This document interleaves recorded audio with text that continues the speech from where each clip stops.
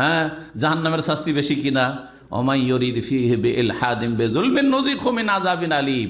মক্কায় মদিনায় হারামের এলাকাতে যদি কেউ পাপের, জুলমের, অন্যায়ের, গুনহার ইচ্ছা করে, যেমনই সূর্য উঠিয়ে দিলেন ইচ্ছা করে আর নামাজ পড়লেন না, তখন আর মুসলিম থাকলেন না। ভালো করে শুনে রাখেন, এটা হচ্ছে হক কথা, এটা হচ্ছে কোরআনে কারীমের কথা, এটি হচ্ছে রাসূলুল্লাহ সাল্লাল্লাহু আলাইহি ওয়াসাল্লামের কথা, এটি হচ্ছে সাহাবায়ে কেরামদের ইজমার কথা। তো শান্তি আছে ঈমানে, সুখ শান্তির জীবন আছে পরিতুষ্টিতে, অল্পতে তুষ্ট থাকা, সন্তুষ্ট থাকা এবং নিজেকে রাজি করে নেওয়া। আমি যে অবস্থায় আছি রাজি আছি, খুশি আছি, আলহামদুলিল্লাহ। আসসালামু আলাইকুম ওয়া রাহমাতুল্লাহি ওয়া বারাকাতুহু। মনে করে পাপের কাজ করে রিজিক তালাশ করে বেড়ায় ওরা। অনেকে মনে করেন যে 10 লাখ টাকা খরচ করে এসেছি, আর এই 1000-1500 টাকা বেতনে কতদিন আর টাকা উঠাবো। তখন কি করেন, মাঝে মাঝে হারাম ইনকাম শুরু করেন, হারাম ইনকাম শুরু করেন। আর এমন ফাঁসেন দুনিয়াতে, যারা ফেসে যান দুনিয়াতে, বহু লোককে এরকম দেখেছি। এখানকারই ঘটনা, এই 20 বছরের মধ্যে এমন ফাঁসা ভেসেছে, জি হ্যাঁ, জীবনের জন্য কলঙ্ক। আর কত বছর যে জেল খেটে গেছে। জি, হিরোইনের ব্যবসা, নারী ব্যবসা, আর এই মদের ব্যবসা, এইরকমগুলিতে ফেসে 5-5 বছর 7 বছর কেউ জেল খেটে গেছে। আর এই হিরোইন গাঁজাতে যদি পড়ে তাহলে গলা কাটিয়েছে। জি, এই জন্যই যে তাড়াতাড়ি বড় লোক হব, রাতারাতি বড় লোক হব। নবী কারীম সাল্লাল্লাহু আলাইহি ওয়াসাল্লাম বলছেন যে ফাইন্নাহু লা ইউদরাকু মা ইনদাল্লাহ ইল্লা বিতাআতি, কারণ আল্লাহর কাছে যে রিজিক আছে, হালাল রিজিক, সেটা আল্লাহকে রাজি করার মাধ্যমেই পাওয়া যেতে পারে, আল্লাহর সন্তুষ্টির মাধ্যমে, নেক কাজের মাধ্যমে পাওয়া যেতে পারে। সুতরাং নেকির কাজ করতে থাকেন, করতে থাকেন, করতে থাকেন, চাইতেই থাকেন, আর তদবির করতে থাকেন, তদবির করতে থাকেন, চেষ্টা চালাতে থাকেন। এই হাদিসটি ইমাম বাগাবী রাহমাতুল্লাহ শারহুস সুন্নাতে বর্ণনা করেছেন, ইমাম বাইহাকী শুআবুল ঈমানে বর্ণনা করেছেন, মিশকাতুল মাসাবিতে হাদিসটি 5300 নম্বর হাদিস, এবং এই হাদিসটিকে আল্লামা আলবানী সহিহ বলেছেন। মনে রাখবেন যে সুখ শান্তি, যে দুনিয়ার সুখ শান্তি, এটা বেশি পয়সাতে নেই। ভালো করে যদি ভিতরে ঢুকে খবর নিয়ে দেখেন পয়সাওয়ালাদের যে কি যে টেনশনে আছে, কি যে টেনশনে আছে, অবাক হয়ে যাবেন আপনি। যে তাদের টাকা পয়সা কোথায় যে কোন কোন ব্যাংকে আর কোন কোন কোম্পানিতে লাগানো আছে খবর রাখে না। আর তাদের ভাইয়ে ভাইয়ে এমন দ্বন্দ্ব যে এক ভাই আর এক ভাইয়ের জানের শত্রু, বরং ষড়যন্ত্রকে মারিয়ে দিচ্ছে যাতে করে ওরটাও নিয়ে নিতে পারি। এসব ঘটনা শোনেন না? হ্যাঁ, অনেক সময় জানা যায় যে অমুক ব্যক্তি ওর ভাইকে কি করেছে, মারিয়েছে। জি হ্যাঁ, কারণ সবগুলি দখল করার জন্য। কিন্তু আমাদের মতো যারা গরিব মানুষ, আলহামদুলিল্লাহ মাসের মাস আসে আর খেয়ে দিয়ে কোনো সংসার চলে যায়, এসব আছে নাকি পেরেশানি? হ্যাঁ, যে আমার এই একটা চাকরির জন্য কারোর সাথে রেশারেশি, আর ও আমার ক্ষতি করতে চাইছে, তার আমি ক্ষতি করতে চাইছি, এরকম আছে? আলহামদুলিল্লাহ নাই। আরামে আপনি সারাদিন ডিউটি করে আসছেন, আর আসার পরে একেবারে নাকে তেল দিয়ে ঘুমিয়ে যাচ্ছেন, আর ফজরে ওঠার জন্য প্রস্তুত থাকছেন, কোনো চিন্তা নেই। রাস্তাঘাটে চলতে ফিরতো কোনো চিন্তা নেই, ভয় নেই যে কে মেরে দিবে, কে কী করবে, কেমন করে বেরোবো, কোনো চিন্তা নেই আপনাদের। মানসিক শান্তি, অল্প পয়সাতে বিছানায় লম্বা হইতেই ঘুম চলে আসে। আর যাদের যত পয়সা, ওষুধ খেয়েও ঘুম আসতে চায় না। অধিকাংশ লোকের ভালো করে বলছি, সারা বিশ্বের অবস্থা এরকম। এবং যারা এই বিষয়টিকে স্টাডি করেছেন তারা বলছেন যে যত ধনী দেশগুলি আছে সেই সব দেশে আত্মহত্যার সংখ্যা সবচাইতে বেশি। কারণটা কি? কারণ হচ্ছে মানসিক দিক থেকে শান্তি নেই। পকেটে টাকা থাকলেও আর ধনের ওপর শুয়ে থাকলেও শান্তি নেই, শরীরে মগজে শান্তি নেই, যার ফলে আর বাঁচবো না, আমি আত্মহত্যা করবো। আমি বলেন, কোটি কোটি টাকার মালিক যদি হয় আর স্ত্রী সম্পর্কে সন্দিহান হয় যে বা স্ত্রীকে দেখে যে আরেকজন বয়ফ্রেন্ড নিয়ে ঘুরে বেড়াচ্ছে, কোটি কোটি টাকার মালিক, টাকা পয়সা আর স্বর্ণ চাঁদির অভাব নেই, কিন্তু মহিলা যদি দেখে যে আমার স্বামী গার্লফ্রেন্ড নিয়ে ঘুরে বেড়াচ্ছে, তাহলে কিসের শান্তি আছে? কিসের শান্তি আছে? তো অধিকাংশ এইরকম লোকেরা যারা অনেক পয়সাওয়ালা, তাদের অবস্থাটা ঠিক ওই রকম। এটা উদাহরণ দিলাম, এইরকম ধরনের মেলা তাদের অশান্তির কারণ। কিন্তু একজন মুমিন মানুষ, একজন মুত্তাকি মানুষ, আল্লাহ ভীরু মানুষ, সেও আল্লাহকে ভয় করে, তার স্ত্রী আল্লাহকে ভয় করে, তার ছেলেমেয়েরাও আল্লাহকে ভয় করে, 5 ওয়াক্ত আল্লাহর সামনে হাজিরা দেয়, আর আল্লাহর কাছে শরণাপন্ন হয়, আল্লাহর কাছে দোয়া করে, মনে শান্তি ফিরে চলে আসে। কখন একটু দুশ্চিন্তা ধরলো, সাথে সাথে চিন্তা দূর হয়ে যায়। আলা বিযিকরিল্লাহ তাতমাইন্নুল কুলুব, আল্লাহকে স্মরণ করলেই মনের প্রশান্তি ফিরে আসে। দেখেন শান্তি, শান্তি এক এক লোক এক একটা জিনিসে খুঁজে বেড়ায়। অনেকে শান্তি খুঁজে পাপে, যে কি করব, টেনশন। সেজন্য অধিকাংশ লোক যারা ধূমপান শুরু করেছে জিজ্ঞেস করে দেখবেন, বা মদ শুরু করেছে জিজ্ঞেস করে দেখবেন, বা আপনার গাঁজা বা হিরোইনের নেশা শুরু করেছে জিজ্ঞেস করবেন যে তোমার স্টার্টিংটা কি দিয়ে হয়েছে, কেন তুমি এই ধূমপানটা শুরু করলে, কেন তুমি এই মদ খাওয়া শুরু করেছো, কেন তুমি এই নেশা করা শুরু করেছো। বলবে যে আমার খুব টেনশন ছিল তখন এইটা করেছি, বলে না। অনেকে পাপ করে, জেনায় লিপ্ত হয়েছে অথবা ব্লু ফিল্ম দেখাও বদ অভ্যাস হয়েছে। কেন? বলছে আমার খুব টেনশন থাকতো, স্বামী স্ত্রীতে ঝগড়া, আর ও গালাগালি করতো বা আমিও তাকে গালাগালি করতাম, আর যার ফলে ঘুম আসতো না। তখন থেকে আমার টাইম পাস হয় না। কি হয় না? টাইম পাস হয় না। তখন আমার ওই ব্লু ফিল্ম দেখা অভ্যাস হয়ে গেছে। জি, এগুলোতে শান্তি নেই। শান্তি কিসে আসে শোনেন। শান্তি আছে ইমান বিল্লাহ, আল্লাহর প্রতি ইমানে, পরকালের প্রতি ইমানে, তকদিরের প্রতি ইমানে। ইমানে যে 6টি রুকন আছে সেইগুলোতে শান্তি আছে। ইমানকে মজবুত করেন, তাতেই শান্তি রয়েছে। শান্তি রয়েছে কানাআতে। কানাআত মানে অল্পতে পরিতুষ্টি, যা আছে আলহামদুলিল্লাহ আমি সুখী। আপনার 5,000 দেখে আমি করব কি, আমার 1,000-এ আলহামদুলিল্লাহ আমি সুখী আছি। বোঝা গেছে কিনা? আপনার টাকা পয়সা জমা থাকছে মাসের মাস 10,000 15,000। কালকে এক ভাই বলছে যে, এক ভাইয়ের কথা ইশারা করে বলছে, এই লোক এক সময় মাসে 15,000 রিয়াল করে ইনকাম করেছে। ওর 15,000 শুনেও আমার মন খারাপ হবে না, আর সেটা আমি লোভও করব না, কারণ আমার ভাগ্যে যেটা গেছে সেটা ঠিক কিনা। আলহামদুলিল্লাহ আমাকে আল্লাহ 1,000 দিয়েছে, ওটাতে আমার মাসের পরিবারের খরচ খরচা চলে যাচ্ছে। তো ওর থেকে বাপ মাকেও কিছু দিচ্ছি, আর পকেট খরচই কিছু করছি, আলহামদুলিল্লাহ চলে যাচ্ছে। আজ এই অবস্থায় চলে খুব সুখে আছি, এতে না শান্তি আছে। কিন্তু যদি হাই হাই করতে লাগে, হাই রে এই লোকটা করে মূর্খ, আর মাসে 15,000, আর আমি এত ডিগ্রি পাস, আর আমি মাস্টার ডিগ্রি পাস, আর আমি এই করেছি সেই করেছি, আমি ইঞ্জিনিয়ার, আর আমি এই সেই, আমার কাছে পয়সা নেই, এটা কেমন কথা হইল? চলবে? শান্তি পাবেন? কখন শান্তি পাবেন না। তো শান্তি আছে ইমানে, সুখ শান্তির জীবন আছে পরিতুষ্টিতে, অল্পতে তুষ্ট থাকা, সন্তুষ্ট থাকা, এবং নিজেকে রাজি করে নেওয়া। আমি যে অবস্থায় আছি রাজি আছি, খুশি আছি আলহামদুলিল্লাহ, আমার চেয়ে নিচে বহু লোক আছে। এই জন্য প্রিয় নবী মুহাম্মদ রাসূলুল্লাহ সাল্লাল্লাহু আলাইহি ওয়াসাল্লাম দুনিয়াকে খুব তুচ্ছ বলেছেন, খুবই তুচ্ছ জিনিস। এই মর্মে অনেকগুলি হাদিস রয়েছে, তার মধ্যে একটি হাদিস আপনাদেরকে শোনাই। সহিহ মুসলিমে জাবের রাদিয়াল্লাহু তাআলা আনহু থেকে বর্ণিত, বলছেন যে নবী করিম সাল্লাল্লাহু আলাইহি ওয়াসাল্লাম একবার মার্কেট দিয়ে যাচ্ছিলেন, বাজার দিয়ে, মদিনার বাজার হয়ে যাচ্ছিলেন। ওয়ান্নাসু কানাফাইহে, আর লোকেরা বাজারের দুই দিকে, দেখেন যে বাজার গলি যে থাকে, গলির দুই দিকে লোকজনের ভিড় থাকে, আর মাঝখান দিয়ে রাস্তা থাকে, লোকজন দুই দিকে লাইন হয়ে কেনাকাটা, আর এইসব কেউ বিক্রি করছে, কেউ কেনাকাটা করছে ইত্যাদি। ফামাররা বেজাদিন আসাক্কিন মাইয়িতিন, রাসূলুল্লাহ সাল্লাল্লাহু আলাইহি ওয়াসাল্লাম যখন রাস্তা অতিক্রম করছিলেন, দেখলেন যে একটি ছোট কান বিশিষ্ট মরা বকরির বাচ্চা, যে জন্য বকরির বাচ্চা, ছাগলের বাচ্চা, তাও আসাক্কিন মানে ছোট কানের। ছোট কান দেখতে খারাপ লাগে, বড় কান কি আরবরা পছন্দ। বড় কানের বকরি ছাগল দেখতে ভালো লাগে না? জি হ্যাঁ, একেবারে ছোট কান, আর এত বকরির বাচ্চা, আর তারপরে সেটা মরা পড়ে আছে।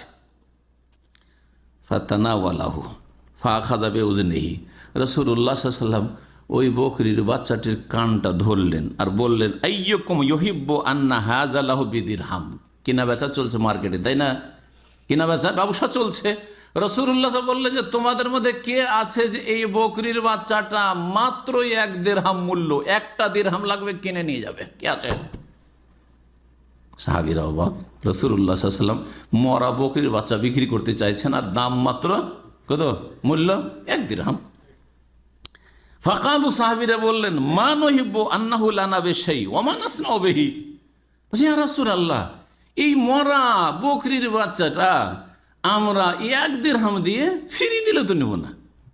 ওয়া মা নাসনাউ বিহি, নিয়ে যে করবোটা কি? খাওয়া যাবে? হ্যাঁ না, জবাই, যদি মরার আগে জবাই না হয় তো খাওয়াই হালাল না, তো নিয়ে কি করবোটা কি? ওয়া মা নাসনাউ বিহি, কি করবো সেটা নিয়ে? কালা, রাসূলুল্লাহ সাল্লাল্লাহু আলাইহি ওয়াসাল্লাম বললেন, আতুহিব্বুনা আন্নাহু লাকুম, আচ্ছা তোমাদেরকে ফ্রি দেবো, যা পয়সাও লাগবে না, 1টা দিরহাম বললাম না, ফ্রি দেবো, নেবে? কালু ওয়াল্লাহি লাউ কানা হাইয়ান কানা আইবান। ইয়া রাসূলুল্লাহ, ফ্রি নিয়ে বা করবোটা কি? ও যদি বেঁচেও থাকতো, বকরির বাচ্চাটা বেঁচেও থাকতো তারপরেও তো মানুষ সেটা নিতে রাজি হইতো না। কিসের জন্য? কারণ কান ছোট। আর আরবদের মধ্যে এগুলো ব্যাপার স্যাপার খুব বেশি আছে, কিন্তু আমাদের চাইতে অনেক বেশি, ঠিক না? হ্যাঁ, মান সম্মানের ব্যাপারটা অনেক ওদের কাছে। দেখো বকরির বাচ্চা, এটা বাচ্চা হইলো, হ্যাঁ বললে তো মানিজ্যত গেল। কিছু ট্র্যাডিশন আছে এক এক জায়গায়। বলছেন যে সেটা যদি জীবিত হতো তবু তো আইবের ব্যাপার হইতো। লিয়ান্নাহু আসলা, কারণ কান খুব ছোট। ফাকাইফা হুয়া মাইয়াত, তো মরা, এই মরা বকরির বাচ্চা নিয়ে করবোটা কি? ফাকালা রাসূলুল্লাহ সাল্লাল্লাহু আলাইহি ওয়াসাল্লাম বললেন, ওয়াল্লাহি লাদ দুনিয়া আহওয়ানু আলাল্লাহি মিন হাযা আলাইকুম।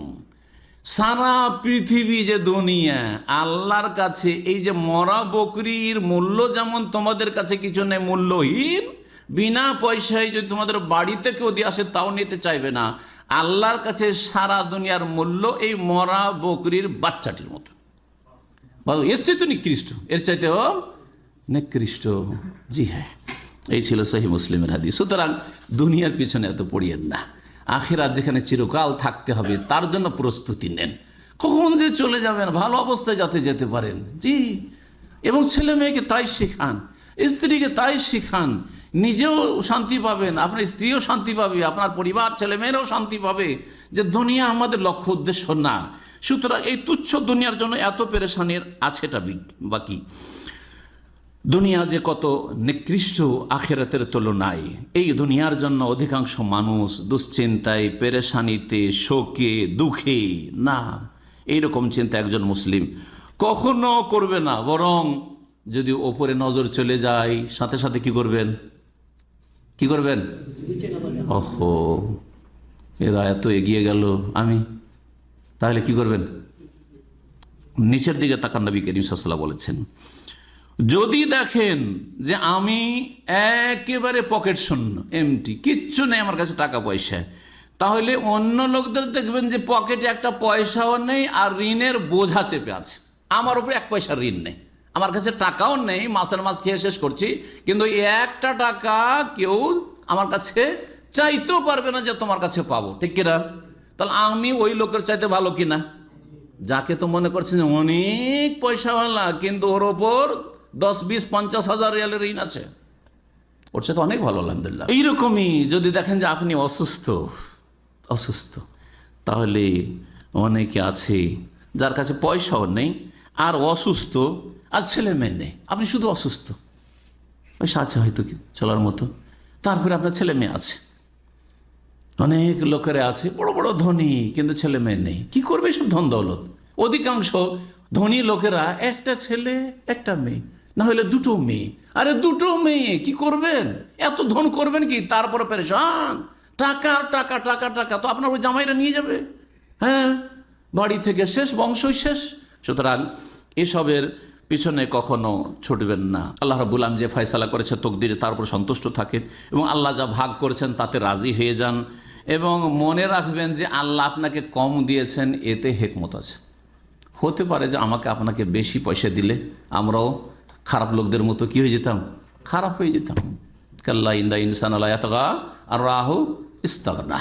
যখন মানুষ অভাবমুক্ত হয় তখন অধিকাংশ লোক কী করে? পাপী হয়ে যায়, সীমা লঙ্ঘন করে। হতে পারে আমার জন্য অল্প পয়সাটাই যথেষ্ট। জি, আপনার জন্য যেটা যেটা কল্যাণকর সেটা আপনাকে আল্লাহ দিয়েছেন, আমার জন্য যেটা মঙ্গলময় সেটা আল্লাহ আমাকে দিয়েছেন। সুতরাং যা আল্লাহ দিয়েছেন তাতে সন্তুষ্ট থাকেন এবং মনে রাখবেন যে আপনি যতই চেষ্টা করেন, আল্লাহর চেষ্টা আপনার জন্য, যেটা আল্লাহ যেটা আপনার জন্য তদবির করছেন, মানে ভাগ্যে জোটাচ্ছেন, সেটা ওর চাইতে উত্তম। অর্থাৎ আমরা অনেক সময় মনে করি, উফ, এই চাকরিটা যদি হয়ে যেত, এইরকম যদি কফিল পেয়ে যেতাম, এইরকম জায়গায় যদি পেয়ে যেতাম। যারা দামামে থাকছেন, কি বলবেন না যে এইরকম একটা চাকরি, এতে যদি 200 টাকা কম হইতো আর মক্কায় পেয়ে যেতাম, মদিনায় পেয়ে যেতাম, ঠিক কিনা? যারা ধার্মিক লোক। কিন্তু আল্লাহ আপনার জন্য মক্কা মদিনায় দেননি, এখানে দিয়েছেন, এতেই হয়তো কল্যাণ আছে। অনেক মক্কা মদিনায় থেকে নামাজ পড়ে না বা 4 ওয়াক্ত পড়ে ফজর, তার চাইতে আপনি ভালো কিনা? তাদের শাস্তি বেশি কিনা? তাদের আযাব বেশি কিনা? এখানে কেউ ফিল্ম দেখছে, মক্কাতে মদিনায় বসে ফিল্ম দেখছে, তো তাদের জন্য হ্যাঁ জাহান্নামের শাস্তি বেশি কিনা? ওমাই ইউরিদ ফিহি বিইলহাদিন বিযুলমিন নুযিকহু মিন আযাবিন আলীম। মক্কায় মদিনায় হারামের এলাকাতে যদি কেউ পাপের, জুলমের, অন্যায়ের, গুনহার ইচ্ছা করে, আল্লাহ বলছেন যে কঠিন শাস্তি তাকে চাখাবো, কঠিন শাস্তি দেব। ইচ্ছা করলে পাবেন, ইচ্ছা করলে। সুবহানাল্লাহ। আব্দুল্লাহ ইবনে আব্বাস রাদিয়াল্লাহু তাআলা আনহুমা এই আযাব যে কোরআনে কারীমের এই আয়াতে সূরা হজে রয়েছে, এটা মনে করতে ইচ্ছা করলেই যেহেতু হয়ে যাবে, এই ভয়ে তিনি মক্কায় থাকতেন, তিনি মক্কা ছেড়ে দিয়ে প্রথম মদিনায় ছোটকালে, তারপরে মক্কা বিজয়ের পরে মক্কা চলে গেছে, পরে মক্কা থেকে তিনি হিজরত করে তায়েফে চলে গেছিলেন। তায়েফে কবর আছে তার, আব্দুল্লাহ ইবনে আব্বাস রাদিয়াল্লাহু তাআলা প্রখ্যাত সাহাবীর কবর তায়েফে রয়েছে। এই ভয়ে চলে গেছিলেন যে কি জানি গুনাহ তো মনে ইচ্ছে চলে আসতে পারে, কল্পনা চলে আসতে পারে, তো এত কঠিন শাস্তির কথা আল্লাহ বলেছেন, আমি এই আযাব বরদাস্ত করতে পারবো না, আযাবের ঝুঁকি নিতে পারবো না, আমি মক্কা ছেড়ে চললাম তায়েফ। জি, সুতরাং হতে পারে যে আমার জন্য এখানে কল্যাণ আছে, আপনার জন্য এখানে কল্যাণ আছে, আপনার দ্বারা এখানে কিছু কাজ হবে ইত্যাদি। সম্মানিত ভাতৃমণ্ডলী, আমরা হাই না করে রিজক হাসিলের যেসব উপায় রয়েছে, পার্থিব উপায়, সেগুলি খোঁজ করবেন। পার্থিব উপায় বুঝতে পারছেন, যেখানে যার যোগ্যতা আছে এবং সুযোগ সুবিধা আছে, ফ্যাসিলিটি আছে, সেখানে লাগার চেষ্টা করবেন এবং তার সাথে সাথে আল্লাহর কাছে উত্তম পন্থায় চাইবেন। এবং কিছু করণীয় আপনাদেরকে এখন বলবো। একটি করণীয় হচ্ছে যে বেশি থাকার কম থাকে, যেই অবস্থায় থাকবেন ওতে আপনি সন্তুষ্ট থাকবেন। ওতে কি থাকবেন? সন্তুষ্ট থাকবেন। যে সন্তুষ্ট থাকে তার মানসিক শান্তি আছে। আর যে সন্তুষ্ট হইতে পারেন না, সেই ব্যক্তি অশান্তিতে আছে। আপনার স্ত্রী সুন্দরী, তারপরে তাতে যদি আপনার পরিতুষ্টি না হয়, আপনি বলছেন এর চাইতে সুন্দরী হতো, ওর স্ত্রী আমার চাইতে বেশি সুন্দরী, আমার ভাইয়ের স্ত্রী বিয়ে দিলাম, আরে ও আমার স্ত্রী চাইতে সুন্দরী, মনটা খারাপ, শান্তি পাবেন? অথচ আপনার স্ত্রী সুন্দরী, আপনার স্ত্রী দেখতে সুন্দর, রং সুন্দর, আরে আমার ওই বন্ধু একই সাথে লেখাপড়া করলাম, আর ওর স্ত্রী এত উঁচা, আমারটা ছোট, শান্তি পাবেন? শান্তি পাবেন না। কানা জীবনে প্রতিটি ক্ষেত্রে, শুধু পয়সার ক্ষেত্রে নাই, ধন সম্পদ পয়সা, ছেলে মেয়ে, একজনের ছেলে মেয়ে আছে আর সব যোগ্য, আপনার ছেলে মেয়ে নেই অথবা আছে তো যোগ্য না, যদি আপনি মানসিক দিক থেকে কষ্টে থাকে, শান্তি পাবেন? শান্তি পাবেন না। আলহামদুলিল্লাহ পড়ুন যে আল্লাহ হয়তো এইদিকে দেননি কিন্তু আরেক দিকে দিবেন আমাকে, বা আরেক দিকে দিয়েছেন আমাকে, ইত্যাদি ইত্যাদি। এইভাবেই পরিতুষ্টি অত্যন্ত জরুরি। এই মর্মে সহিহ মুসলিমের একটি হাদিস আপনাদেরকে শোনায়। আব্দুল্লাহ বিন আমর বিন আস রাদিয়াল্লাহু তাআলা আনহু থেকে বর্ণিত, রাসূলুল্লাহ সাল্লাল্লাহু আলাইহি ওয়াসাল্লাম বলেন, কাদ আফলাহা মান আসলামা। তিনটি গুণ আমাদের মধ্যে হইতে হবে, তিনটি বৈশিষ্ট্য গুণ। কাদ আফলাহা মান আসলামা বলছেন নবী সাল্লাল্লাহু আলাইহি ওয়াসাল্লাম, ওই ব্যক্তি সফল কাম, ওই ব্যক্তি হচ্ছে সাকসেস, কামিয়াব, আপনার জীবন ধন্য। মান আসলামা, যে মুসলিম হইতে পারল, ওয়ালা তামুতুন্না ইল্লা ওয়া আনতুম মুসলিমুন, মুসলিম হন আপনি। মুসলিম হইতে হলে তৌহিদবাদী হইতে হবে, শিরক মুক্ত হইতে হবে, সুন্নাহর অনুসারী হইতে হবে, বিদআত মুক্ত হইতে হবে, নামাজি হইতে হবে, পরকাল সম্পর্কে চিন্তাশীল হইতে হবে। মুসলিম, আলহামদুলিল্লাহ বলেন, আলহামদুলিল্লাহ মুসলিম আমরা। কাদ আফলাহা মান আসলাম। তাহলে একটি বৈশিষ্ট্য আমাদের মধ্যে আছে, এটাকে টিকাইতে হবে। জন্মসূত্রে মুসলিম, কাজে কর্মে মুসলিম হইতে হবে, আকীদা আমলে, আখলাক চরিত্রে, ইবাদত বন্দেগীতে মুসলিম হইতে হবে। বেনামাজি হবেন না, আধা নামাজি হবেন না, ফজর নামাজ ছাড়বেন না, না হলে ফজরের সময় যেমনই সূর্য উঠিয়ে দিলেন ইচ্ছে করে আর নামাজ পড়লেন না, তখন আর মুসলিম থাকলেন না। ভালো করে শুনে রাখেন, এটা হচ্ছে হক কথা, এটা হচ্ছে কোরআনে কারীমের কথা, এটি হচ্ছে রাসূলুল্লাহর কথা, এটি হচ্ছে সাহাবায়ে কেরামদের এজমার কথা। সাহাবায়ে কেরামদের ঐক্যমত ছিল, তাদের কোনো দ্বিমত ছিল না যে নামাজ ছাড়ে সে মুসলিম থাকে কি থাকে না, এসব ইখতিলাফ ছিল না, পরে লোকেরা ইখতিলাফ করেছে। সুতরাং মুসলিম যদি হয়ে যেতে পারেন তাহলে সাকসেস এক। 2 নম্বর, ও রোজে কা কাফাফান, আর চলার মতো আপনাকে রিজিক দেওয়া হয়েছে। আরে চলে যাচ্ছে আলহামদুলিল্লাহ, কারো 1 পয়সা মেরে খায়নি, কেউ বলতে পারবে না যে অমুকের কাছে একটা টাকা পাবো, বা অমুক আমার কাছে মাংনা ফ্রি খায়, হ্যাঁ প্রায় ওকে নাস্তা করাইতে হয়, না না, কারো নাস্তা করতে যাবেন না আপনি। হ্যাঁ বলবেন না যে চলো, অনেকে রহস্য মজাক করে শুধু পরের খেতে দেয়, চলো বন্ধু চলো, হ্যাঁ দোস্ত চলো, আর গিয়ে বুফিয়াতে নিয়ে গেলো, আর তারপরে দোকানপাটে নিয়ে খরচ করিয়ে দিল হোটেল লিগে। না, যদি একদিন কাউকে করেন তাহলে আরেকদিন আপনি দেবেন, বরং আপনি বেশি খরচ করার চেষ্টা করেন। আর যদি দেখেন যে আমার অবস্থা টাইট, তাহলে কারো খাবেন না, কারো খেতে যাবেন না, কারো খাবেন না, আর কাউকে খাওয়াইতে পারেন না, অসুবিধা নেই, কোনো অসুবিধা নেই। জরুরি না আপনার বাপ মা না যে খাওয়াইতে হবে, আপনার ছেলে মেয়ে না যে খাওয়াইতে হবে ফরজ, আপনার স্ত্রী না যে খাওয়াইতে হবে ফরজ, না কোনো জরুরি নয়। আলহামদুলিল্লাহ আপনার দিয়ে চলে যাচ্ছে, আলহামদুলিল্লাহ। আপনি বন্ধু বান্ধব খাওয়ানোর চাইতে আপনার বাপ মা, আপনার ভাই বেরাদর, যা আপনার ছোট যারা রয়েছে আপনার অধীনে রয়েছে, ওদের উপরে খরচ করা ফরজ। জি, সুতরাং এইসব মানুষকে দেখানোর জন্য আমি খরচ করতে পারি, এসব করতে যাবেন না। 2 নম্বর হচ্ছে ও রোজে কা কাফাফান, চলার মতো পয়সা আপনার কাছে, ডেলি কি খেতে হবে, কতটা লাগবে অতটা আছে। আপনার সংসারে 1000 রিয়াল লাগে, 1000 রিয়াল আছে, আলহামদুলিল্লাহ। আজকাল 1000 কেউ রাজি হইতে পারবে না। গতকালকে এক ভাই বলছে যে শেখ চাকরি তো পেয়েছি, কিন্তু বেতন খুবই কম, বেতন খুবই কম। কত? আমি ভাবছি খুব কম মানে হচ্ছে 700-800 হবে হয়তো। বলছে 1500। আলহামদুলিল্লাহ। আরে সুবহানাল্লাহ, 1500 বেতন একজন সাধারণ মানুষ, আলহামদুলিল্লাহ বলেন যে আলহামদুলিল্লাহ।